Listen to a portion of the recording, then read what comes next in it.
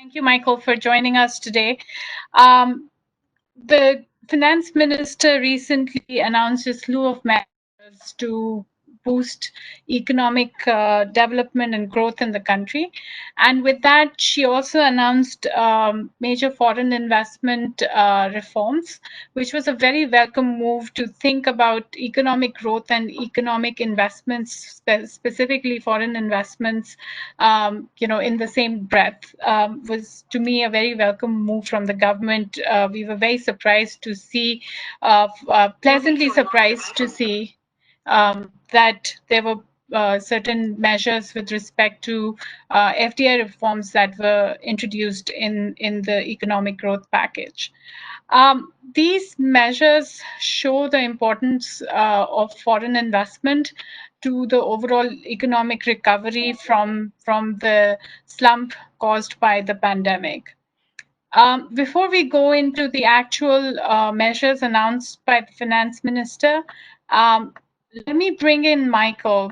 Michael, not only in his current role based in Washington, D.C., but his previous avatar at the U.S.-India Business Chambers was instrumental in promoting foreign, specifically U.S. investments into India, and has seen this corridor of India-US investments and also work closely with the Indian government in understanding how the Indian government thinks about promoting foreign investment and what are the key challenges and how to navigate them. So we are very pleased to have Michael with us today. Michael, welcome. And if I can just get you to talk to our viewers today regarding the key challenges that you see in attracting FDI from US investors. Specifically, remember the Prime Minister before the pandemic came about, India was looking at a US $5 trillion economy by 2025. And US investment was a key enabler towards that. But we haven't necessarily, we've seen a lot of interest from the Canadians. We've seen a lot of interest increase from the Middle East. But US, to us, especially the big investors, still seem a little hesitant. So just help us think through, what the challenges are there. Excellent. Thank you for having me, Pratibha, and to the entire Nishith Desai team. It's a pleasure working with you again, both in my previous role at USIBC and we work together now quite closely at Sonam S4 as well. I think one of the things that that you'll hear over and over again in terms of investor sentiment is certainty, and certainty and clarity driving investment decisions. I think for the most part, what has been a very positive development over, and I've been covering this corridor, like you said, for about a decade. But one of the big changes that I saw in 2014 and onward was a shift towards proactive attraction of foreign investment. So you really saw, Invest India take on a different, profile altogether. And I think a mindset shift generally within the government that, as you said, if we're going to hit a $5 trillion economy, we're not going to be able to do it without that FDI coming in from around the globe. So I think it's important to make that note that there have been significant strides over the last number of years towards that attraction. I think it's when you get, the devil's always in the details, and when you get down into kind of implementation, that's where I think there's still snags, and those snags end up reverberating across the market.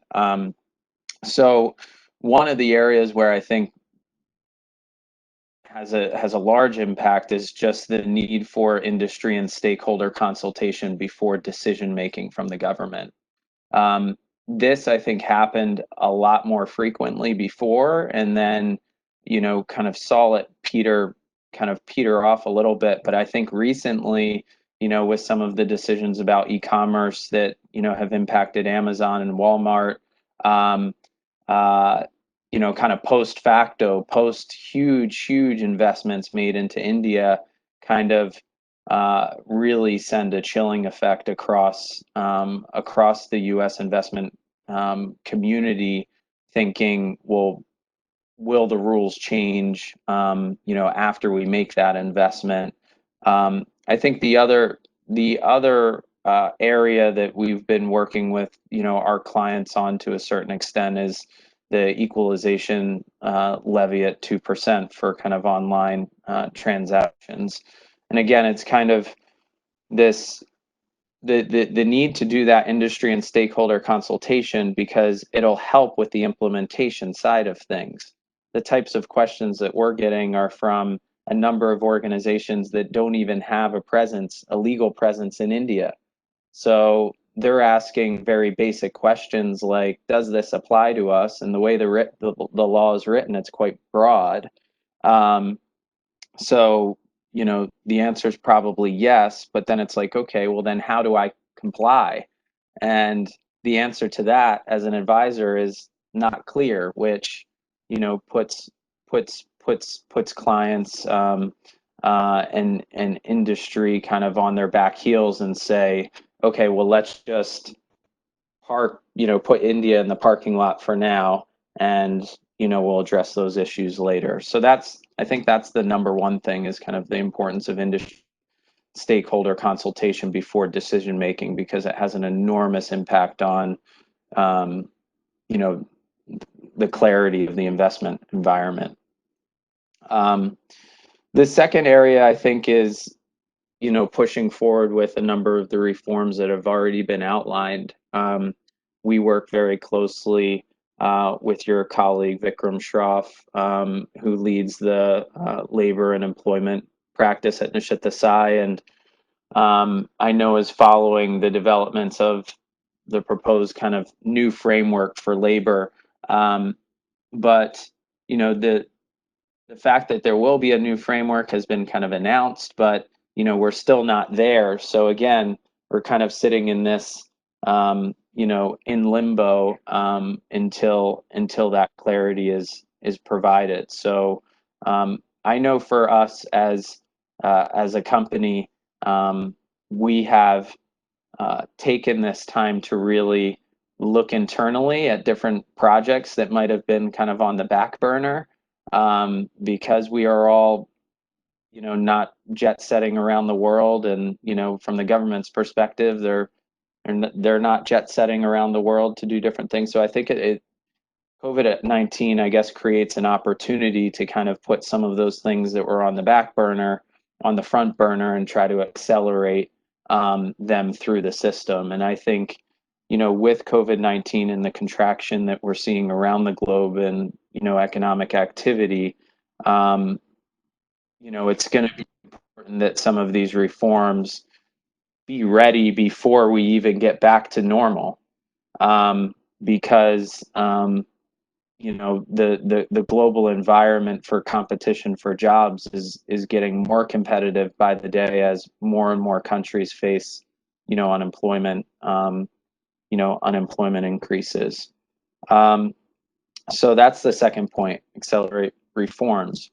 The third point I have is kind of ease of registering and digitizing the government. And the example, kind of I have here is, working with a company that wants to, set up an entity in India, hire a team of developers, and they need to get all of the documentation notarized and apostilled on this side. And, there's a lot of paperwork involved with trying to get an entity up and running and registered. And I think, again, the government has taken some positive steps to make opening a bank account easier. A lot of these kind of ease of doing business challenges, focusing on them, making some tweaks, are all welcome, but there's still more that needs to be done. And in the case of this client, the work is in the office. Nobody feels comfortable going into the office because of COVID. even once they get the documentation, you know, interaction with the Indian consulate. Is the consulate open? Yes or no? You know, it's all because we need to get this extra piece of, you know, documentation done that's slowing up, you know, the hiring of and the scaling of, you know, a team and jobs in India. So I think the government has taken a lot of great steps in terms of digitizing itself and you know, tax filings moving online, a lot of different processes moving online. I think it would be amazing to see, you know, DocuSign or something like that be adopted. I can't even imagine that happening, but I can, you know, recalling back on my experience as general manager at Sanam S4, our largest office is in Delhi, and you know, I was kind of going back and forth between the two. And every time I went to, you know, Delhi, there was, before I left, you know, I had a stack of papers that I had to make sure I signed every single one of them, whether they were kind of offer letters or, you know, all sorts of different documentation. So to the extent some of those mechanical things can, you know, be smoothed over, now's a great time to be looking at that. So I think those are my top three, Pratibha. Thanks, Michael. That is, you know, so in line with the feedback that we get, right? Like the devil is in the detail, really, like you said. If you know, it's good to announce big reforms, but unless we iron out some of these small issues, they can leave a lasting mark on some of our investors. We've seen some of the investors, like for example, the equalization levy you were talking about.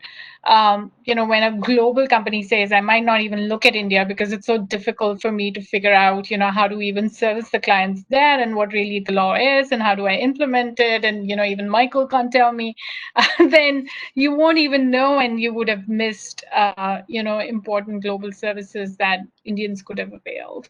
But in that light, be as it may, we still have a partially closed economy in terms of sectors where we still need approval. So any, you know, big FDI, you know, foreign direct investment routes that you think could still be further opened? You know, I think, I mean, to be honest, I think that the kind of that system itself is antiquated. I think coming up with a new system where, you know, I might be getting ahead of myself a little bit here, but where you're able to kind of protect national interests in a way, and open up investment across a whole different number of areas, I think would lead to the type of investment that India will need to kind of get to that $5 trillion, you know, mark. So, you know, there's a number of sectors that are 100% automatic. There's a number that are, you know, kind of automatic up to a certain extent, and then government approval past that. It's a whole nother layer of going through the Indian bureaucracy that I think to a lot of foreign businesses is a very daunting task. And the decisions to make an investment into a market are, you know, complex in and of themselves, with some of these kind of barriers not being there. So I think to the extent, you know, they do exist, you know, I think they do turn off, you know, investors when might not necessarily need to be that way.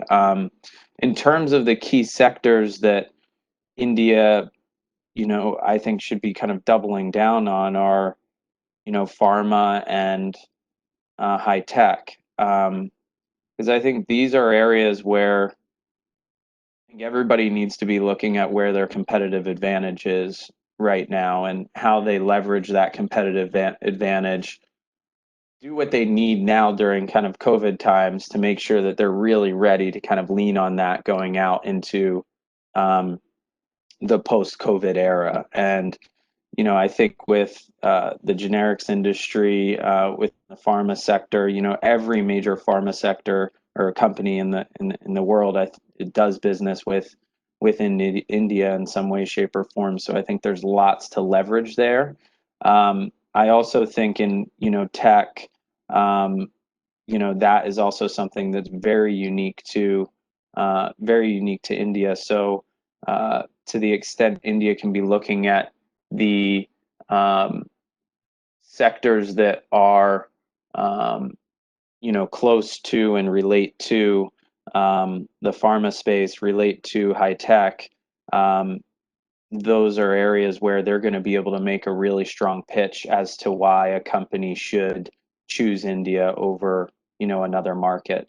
We have talent, we have expertise, we have this, as opposed to trying to, create, greenfield, industries that are kind of more greenfield. I think money is, capital is coward, and I think it's going to be even more cowardly on the other side of this. So you need to really lean on strengths. I think my other point regarding that in terms of sectors and openings is, and we had a good discussion prior, is education. So education, there are no specific FDI restrictions on education, but the underlying regulations that exist within the Indian market, in this case through the UGC, make it not a viable place for a foreign university or foreign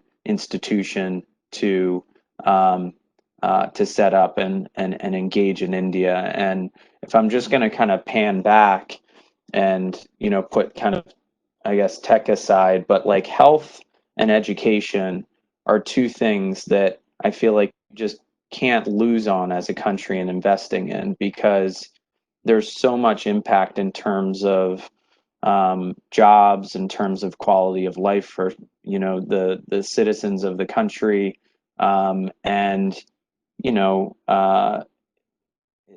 there's lots to be gained from investing in sectors that really have meaningful output for the country as a whole. I think the other thing is that you kind of put education, health, and tech together, and focus on those areas. You're moving up the value chain and really focusing on being an R&D driven economy as opposed to a manufacturing driven economy. And that's not to say that manufacturing shouldn't pitch for manufacturing. I think more and more companies, from what I've read, are trying to have their manufacturing be close to their R&D, because that's how R&D can learn a lot from the operations of how manufacturing is happening, and I guess vice versa to a certain extent. So I think that's another great opportunity for for India to focus on health, education, and tech, and the kind of overlap between those three areas. We're kind of researching some, doing some research in around trying to create knowledge hubs in India. And again, that kind of is part of this idea of moving India more towards an R&D driven economy than anything else. And I think, with its talent, it's well positioned, and again, it has a competitive advantage to move into that space. So I don't know if that, yeah. Yeah, no, absolutely. And, at a time where the world is online right now, right, it's so important that Indian students have access to global institutions that can impart knowledge and know how to do it in this environment. Why shouldn't they get benefit of that to become, citizens who can focus on R&D? So you're absolutely right, and then you add the equalization levy to that, and then if a not-for-profit institution doesn't know if it's going to be taxed in India because of the 2%, then even those who are trying to offer it the online courses without degree might stop doing that because of the uncertainties. So very valuable inputs there, Michael. Thank you very much. I will come back to you, but let me just bring into discussion right now. The announcements that I mentioned very briefly, where the finance minister recently opened up certain sectors, specifically defense was a big one, where the FDI limit was increased from 49 to 74%. Definitely a move in the right direction, focused again on the whole concept of Atmanirbhar, self-reliant India, where you can attract foreign investment to make manufacturing units in India. Some of the issues that we just discussed with respect to, you increase the foreign investment limit, but there's certain other constraints that might have led to limited foreign investment coming into the country in this sector would still remain. And, broadly, those are around, the way the tenders are issued, the way sometimes the tenders are cancelled. You have signed agreements that don't get honored with the government, giving piecemeal orders. We've had clients who've had issues where they've set up a whole manufacturing unit based on getting a tender, and then it gets cancelled. That's major investment gone into something that then doesn't bring fruit. So I think, in addition to the big announcements, as even Michael was mentioning, there's going to be need to look into these minute details with respect to why these sectors have not been able to attract the investors from different jurisdictions. In addition to this, there were certain other, very broad announcements that were made that would help attract foreign investment. Big one of that was announcing the setup of an an empowered group of secretaries that would be not a replacement for the erstwhile Foreign Investment Promotion Board, because we don't know how this one's going to operate. But the fact that they've announced a centralized group of secretaries who will take decision with respect to any applications under the approval route would definitely help bring some amount of certainty to the timelines for applying for such approvals, and also centralize in a way decision making, because currently the application for these after the abolition of the Foreign Investment Promotion Board, any application that came through or was made to what is currently called DPIIT under the Ministry of Commerce would then go to the relevant ministries for approval, whether or not anybody in that ministry knew how to deal with issues relating to FDI. So it's a very welcome move, and I think a lot of the issues that we are currently seeing under the approval route, especially after the announcement of the restrictions on Chinese investment, and any Chinese investment having to go through approval route, I think, if this can be implemented very quickly, I think it'll help ease a lot of nerves with the investors. The other big one was with respect to privatization of mining and power transmission companies. I think both those sectors have the capability of attracting significant foreign investment, though again, the Supreme Court decisions on cancellation of 2G licenses and the coal licenses is going to have some amount of lag effect in investors coming back to heavy infrastructure sectors like these again. But, hopefully, especially power transmission, this can really help. If we can attract for investment into the sector, it will help with lowering the cost of electricity in the country. The FM also announced the intention to allow overseas direct listing. We had a detailed webinar on this just last week, and the details of this is not out yet, but just recently we've heard that the government might be looking at a dual listing rather than allowing listing just offshore without having to list onshore. But in any case, whether it's dual listing or direct listing without listing in India, I think this would really help raise capital, especially as you can imagine for investors. Michael will vouch for this. There are certain big US institutional investors or global investors that don't necessarily want to apply for a foreign portfolio license, which is the only way to invest in Indian listed securities. They don't want to go through the hassle of filing tax returns in India, and don't like to go and apply for licenses in different jurisdictions. So just end up, trading in the big exchanges around the world. And so it'll be really helpful, I think, for Indian companies to attract capital from these global investors. I think those are.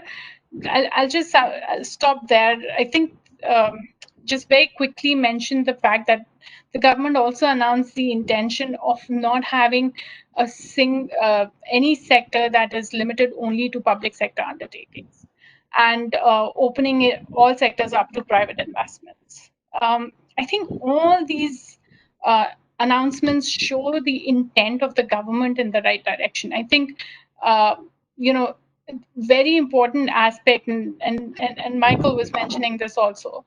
There's a change in the mindset, right? If what these announcements show is a mindset to allow less government intervention and more private capital into the economy, which overall should help boost both the demand and supply side, and boost economic growth.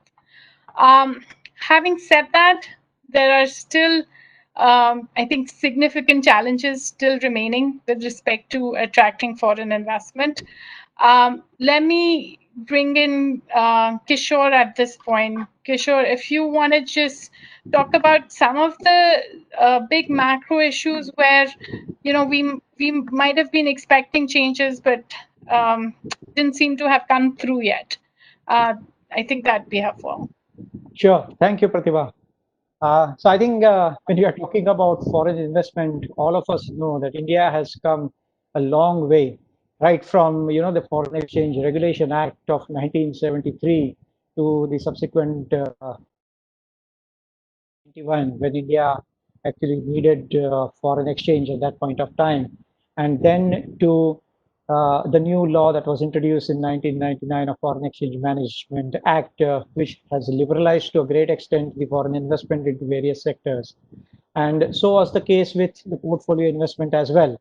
While it was initially a part of Foreign Exchange Regulation Act, the government rules came in 1993, and then SEBI introduced FII regulations in 1995, and very recently they again amended the whole act to bring in foreign portfolio investors regulation in 2019. So there has been, I would say, a phased manner that government has liberalize the foreign investment in various ways.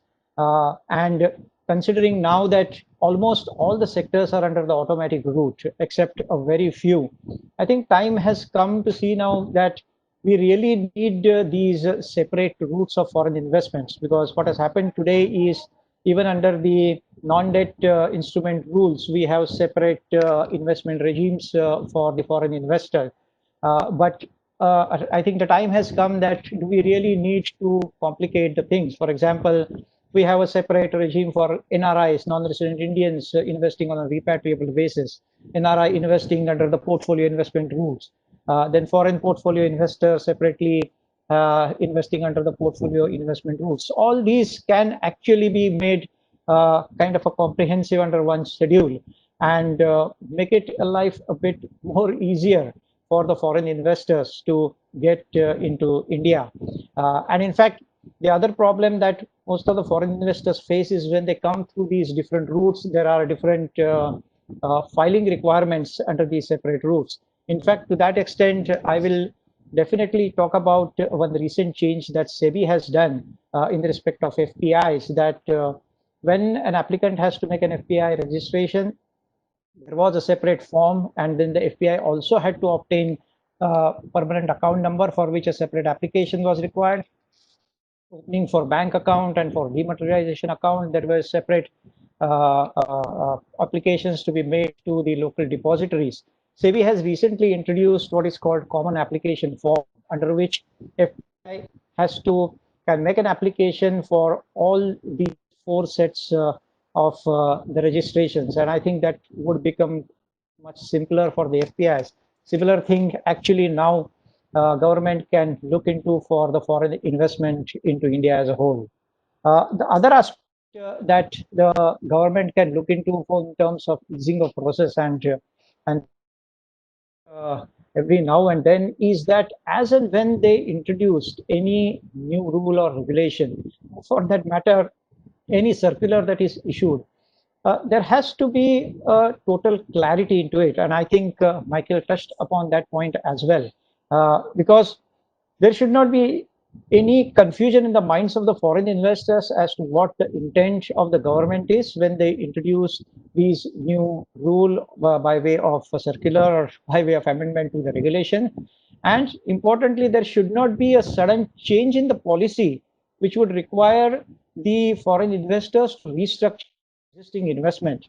Pratibha has briefly mentioned about 3, which is, I think, one of the recent examples. While government's intent to restrict the investment from the neighboring countries, and they introduced this press note 3, and an appropriate amendment was made in the non-debt instrument rules as well.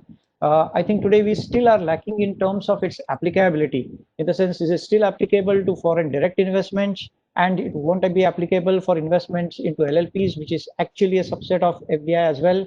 And there are a lot of other open questions as well.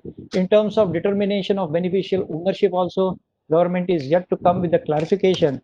And there is a lot of confusion in the market today. Unfortunately, the intermediaries also are not aware as to what stand they should take and what limits in respect of beneficial owners they should apply.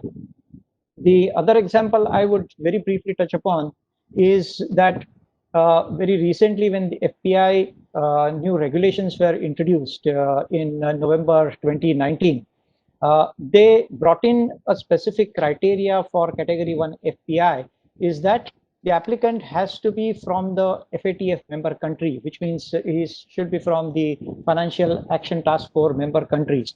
Now, it so happened that over all these years, there have been many entities who have set up the funds in Mauritius and have registered as FPIs, and there have been many entities in Cayman Islands which have been investing indirectly through offshore derivative instruments. Considering that Mauritius and Cayman at that point of time were not FATF member countries, there was a lot of confusion as to whether all those countries will be allowed to continue to make investments as category 1, or do they have to change their category. Of course, as far as Mauritius is concerned, government at least came out subsequently with an order stating that at least as far as FPI regulations are concerned, all the entities registered there will be continued to be regarded as category 1. But if the government can actually consult this internally with all the other regulators, think of the consequences as to how it's going to impact the existing foreign investors, and then come out with these changes, I think that would be advisable. One point in respect of the foreign investments, or that generally comes into India, is that there are certain Indian entities, and especially Michael has touched upon it, like pharma, entities or high-tech entities, which generally have a global structuring, in the sense they also go outside India and make acquisitions outside India with the help of other joint venture partners or other investors. At times, it becomes easier for them to set up a holding company outside India where the foreign investors or the joint venture partners come, and then they set up a global structure whereby then in turn they can invest into all different joint ventures into different countries.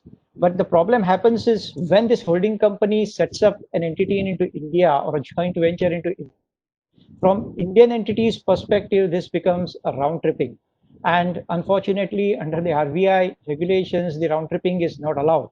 While I won't say that RBI regulations specifically prohibit round tripping, but their FAQs talk about round tripping being not allowed under the automatic route. So to that extent, if we really need to attract foreign investment, to a certain extent, at least such kinds of overseas structures should be allowed, whereby the foreign investors would prefer to come in an overseas joint venture entity, which in turn would make FDI investments into India.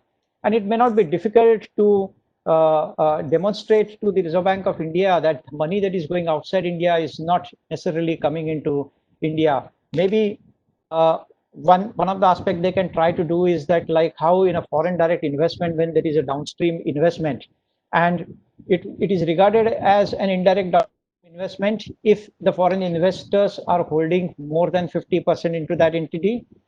Same kind of a limit can be applied here as well, that so far as Indian entity is holding less than 50%, they at least should be allowed on an automatic basis to set up a downstream Indian entity.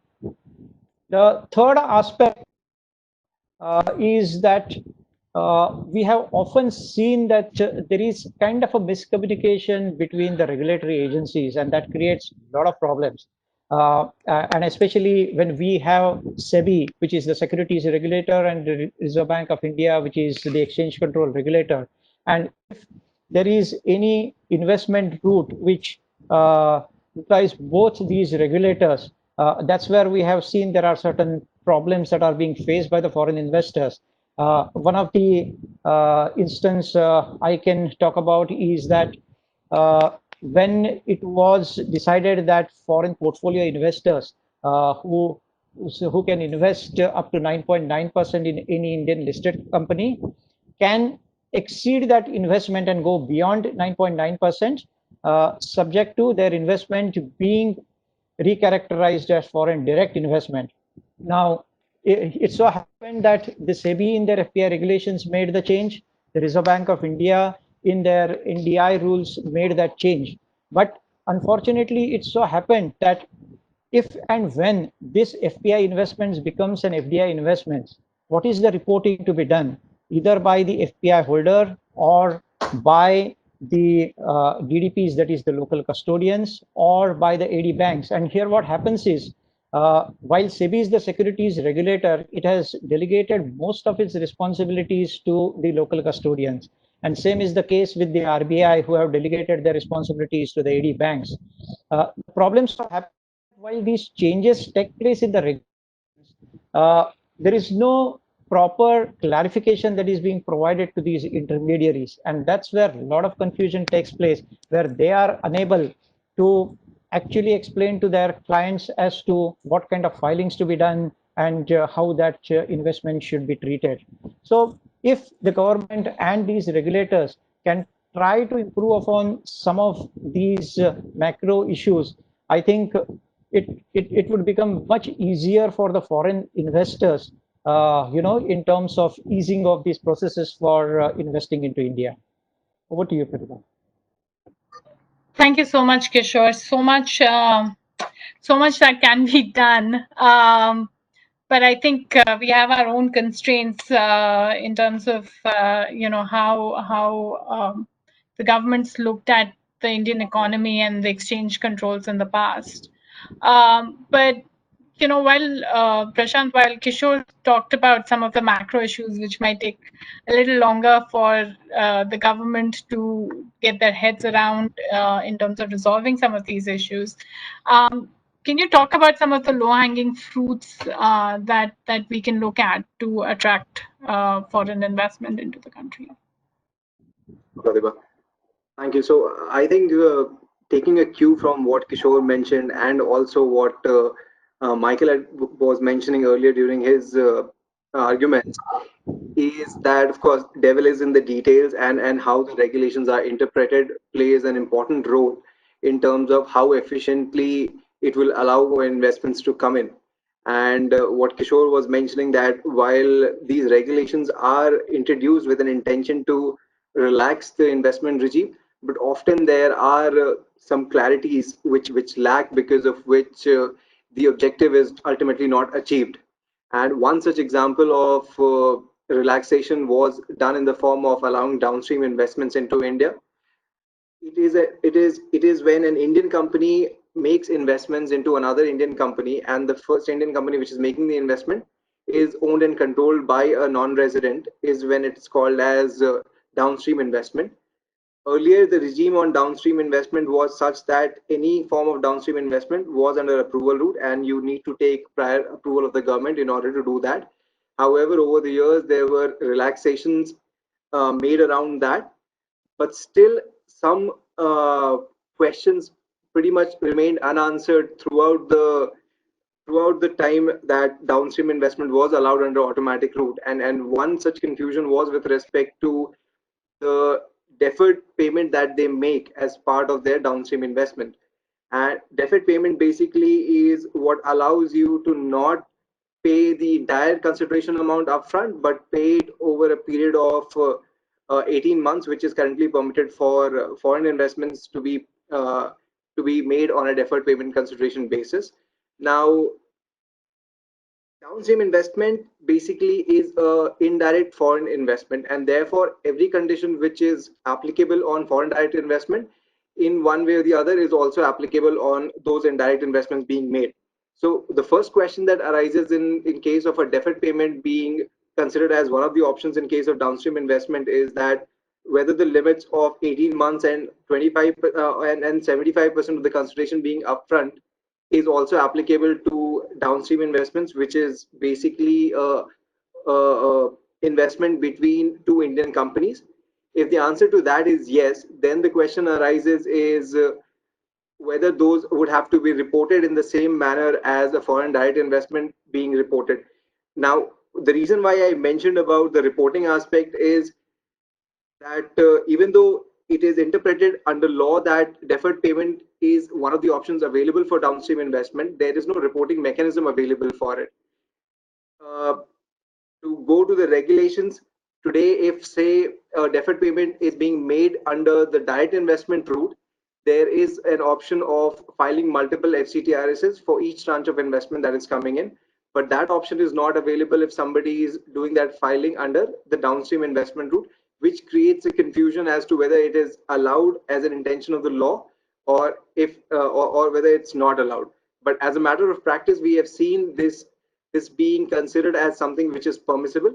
However, if it is permitted, then it's best that a streamlined mechanism is also provided for it, so that such procedural lapses don't hinder the approach towards downstream investment, and it should remain as a viable option for investors to consider this as a route of investment.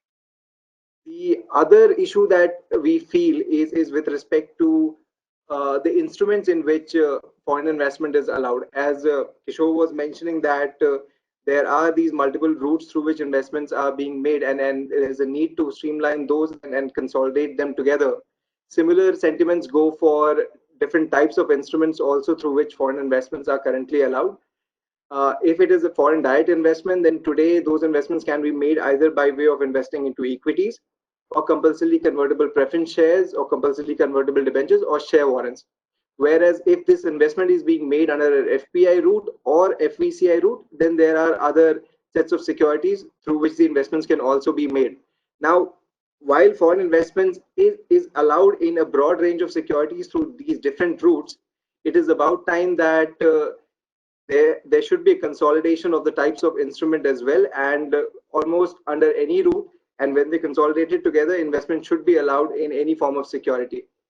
To give you an example, I was talking about downstream investments. So while downstream investment is a form of indirect investment, there have been some guidance from the regulators that when the downstream investment is being made in securities other than the equity instrument, which is the four instruments that I mentioned, it will not be treated as indirect foreign investment. So if downstream investment can be allowed in securities other than those four, I think it is about time the government should consider opening up other forms of securities also to receive foreign direct investments in those. The other low-hanging fruit that I can think of is with respect to investments into other financial services.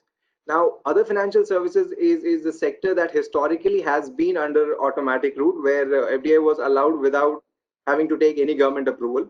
But it was a change that was done in 2016, which basically said that going forward, foreign investments under automatic route would be allowed only in those other financial services, which in some form or the other is regulated by a financial services regulator. While it was okay to that extent, later in 2018, a clarification was issued by Department of Economic Affairs that said that those activities which are specifically exempted by a regulator would be treated as unregulated, is where the confusion got created in the market. That something that the regulator itself chose not to regulate, how do we then meet the requirement of it being regulated by a financial sector regulator for us to be able to take foreign investment? And therefore, the view that was formed that those activities would then fall under approval route. So that is a issue that can be very easily resolved by issuing a clarification that something which the regulator itself chose not to regulate, they should be considered as a sector in which 100% FDI can be allowed under automatic route. Then there are core investment companies in which today FDI investments are allowed under approval route, but there are few CICs that are permitted under SEBI regulations to receive investment, but due to the conditions under FEMA, those are restricted. So I think about the classic case of lack of coordination between two regulators that Kishore was mentioning, this is another example of it, and therefore the regulators should be coordinated while announcing these norms, so that it don't pose any challenges for the investors when it comes to making investments into some of these sectors which fall under approval route. Then the other issue is with respect to the policies or the regulations that we have in codified manner. The FDI policy we have on one hand, whereas we have the non-debt instrument rules, which is the enforcing legislation for FDI policy. Over the years, we have seen that starting from 2010, the Ministry of Commerce, by way of its Department of Industrial and Public Policy earlier, and now DPIIT, it would release a consolidated FDI policy so that all press notes and circulars can be consolidated together, so that the investor can take an informed view as to what is the current FDI policy in India, and accordingly sort of make their investments. But over the past 2 years, we have seen no such policy being issued by DPIIT, or the previous one, which was issued in 2017, not being updated. And because of which there are certain ambiguities in terms of interpreting either the FDI policy or the new rules in place. To give you an example, the definition of non-resident Indian under the FDI policy, which was amended back in 2015, that said that NRI would include any Indian citizen outside India, or it would include a person who is holding an overseas citizen card of India. Now, the same definition under the NDA rules are basically split into two, where NRI has been defined separately and overseas citizen of India card holders have been defined separately. Now, how it creates challenges for investors is, I can give you one example with respect to it, is say banking sector.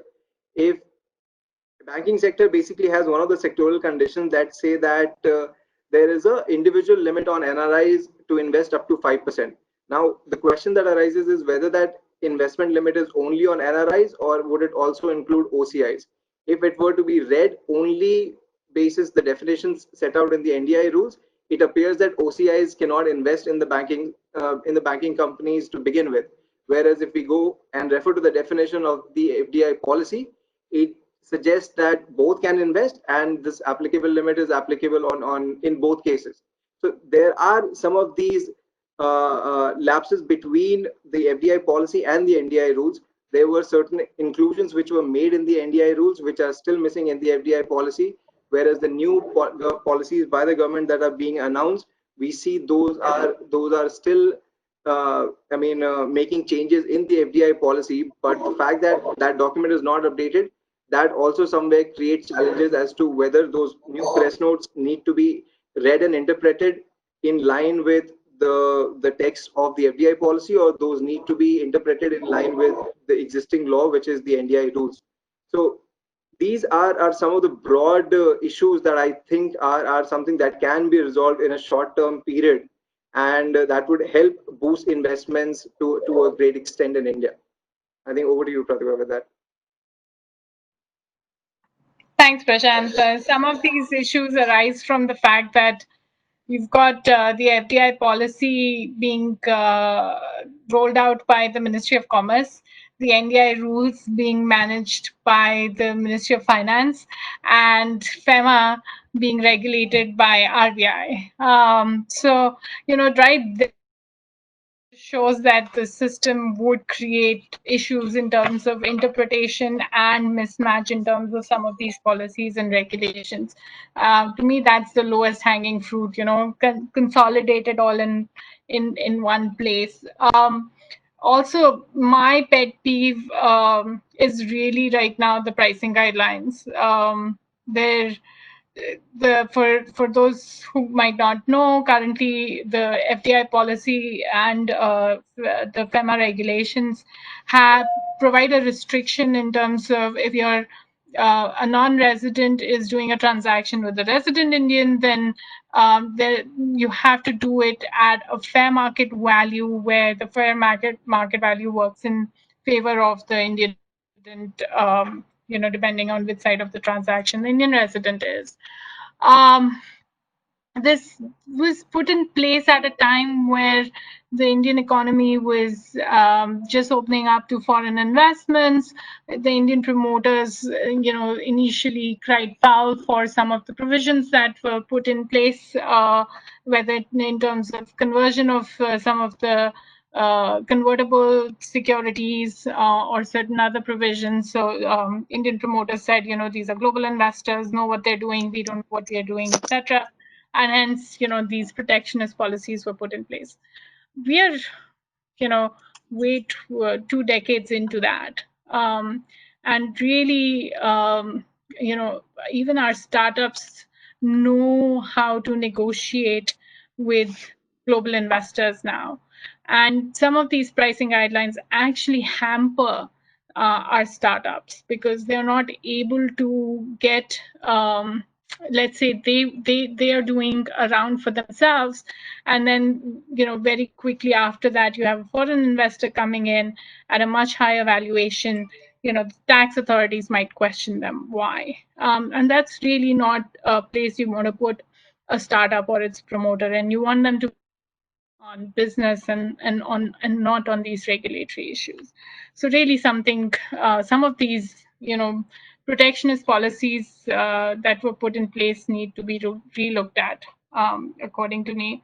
Michael, just in light of that, the Press Note 3 is something that pretty much everybody in India is talking about, because it doesn't restrict investments through that are strategically sensitive, but restricts all investments in the sense that any Chinese investment needs to go under approval route.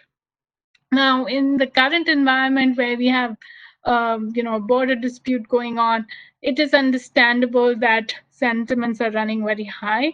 And I'm not at all questioning the national security concerns around which this was introduced.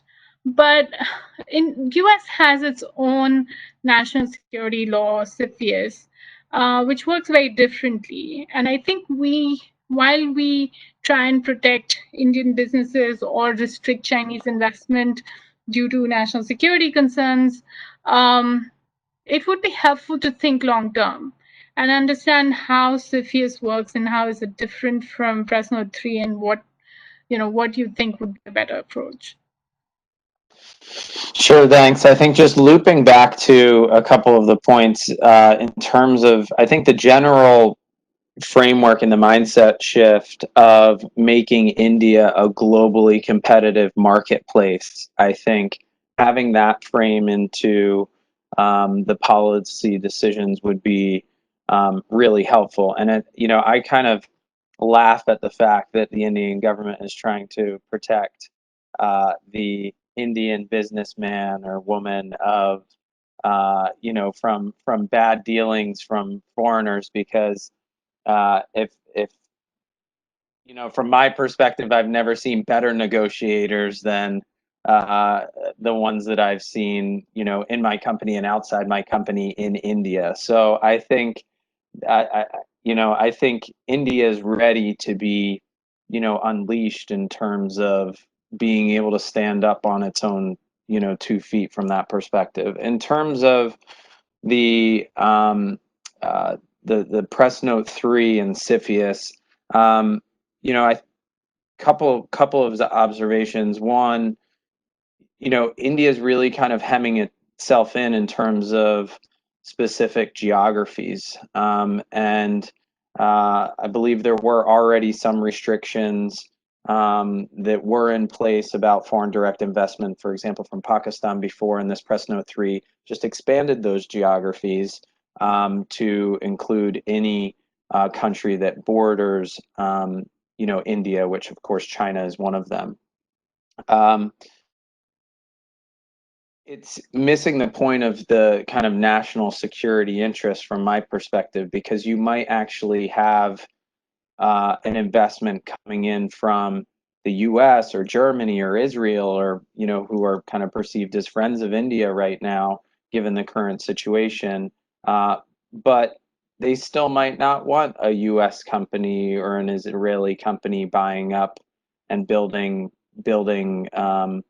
something along, in and around a naval base in India, for example. So I think it kind of hems India in, where they're looking at the national security through the national security lens only from that kind of region, when I think the threats, for lack of a better word, should be viewed from more of a holistic perspective of just global threats generally, which is what the Committee on Foreign Investment in the U.S.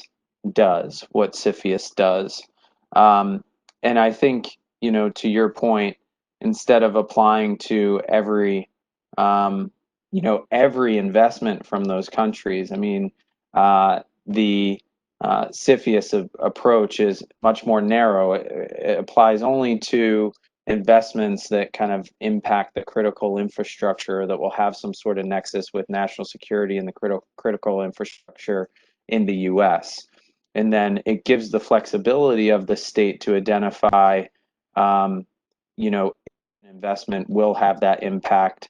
And, part of that analysis perhaps is where the investment is coming from. And, with the way geopolitics play out, that could be coming from in a number of different, countries. So it's kind of country agnostic, whereas press note 3 is very, very kind of specific. I think my other point kind of harkens back to the initial point that I made about getting, stakeholder buy-in and kind of announcing things before they come into effect.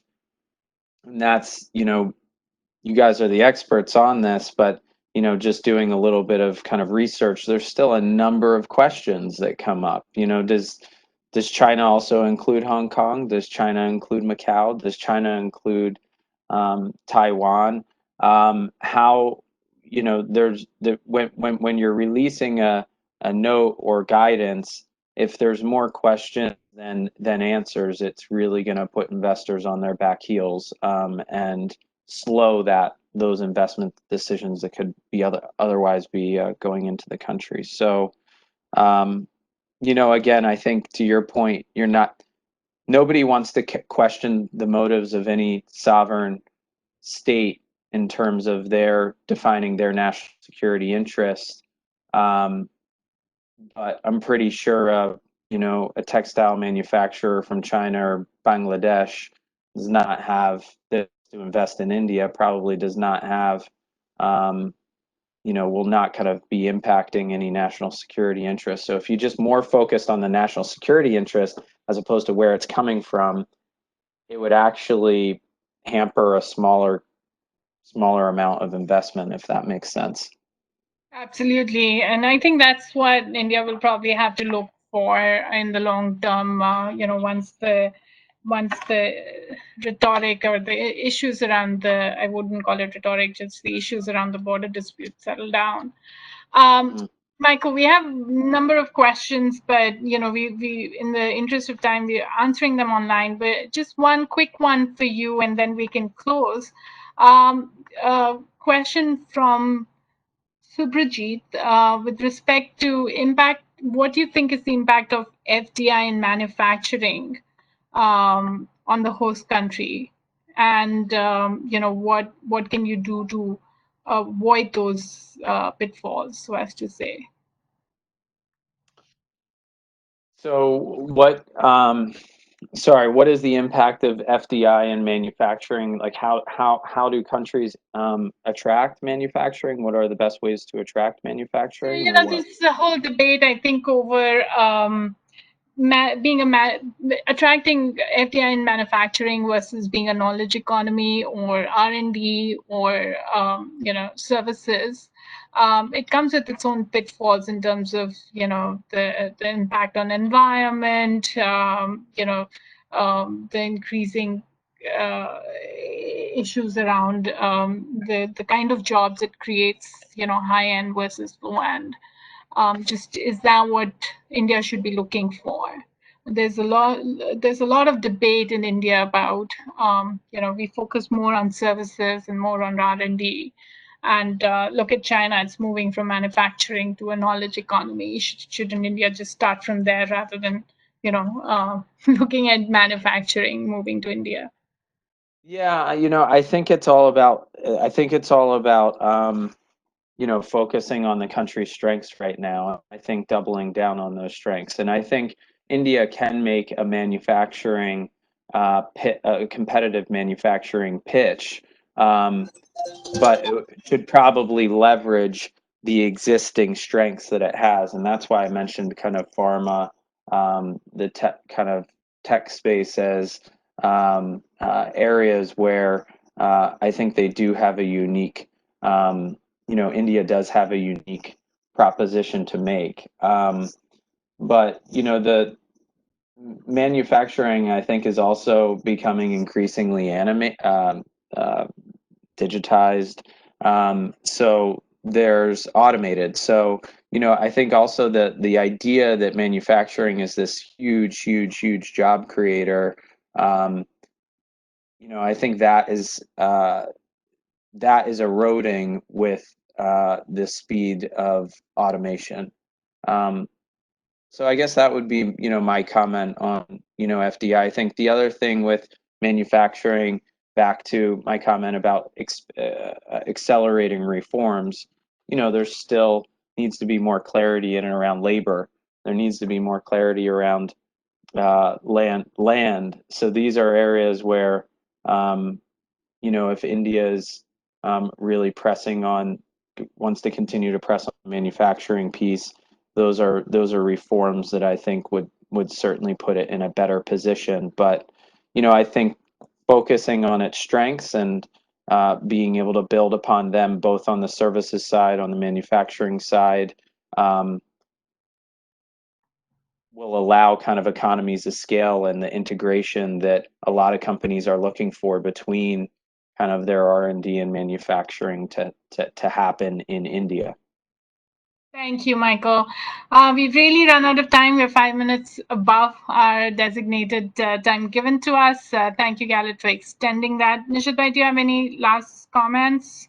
Otherwise, Galit, please help us close. Thank you so much, Michael, and thank you to the audience. A lot of thanks to Michael for coming, and thank you very much. I think your perspective from the US is very useful, and look forward to having you again. Thank you, Michael.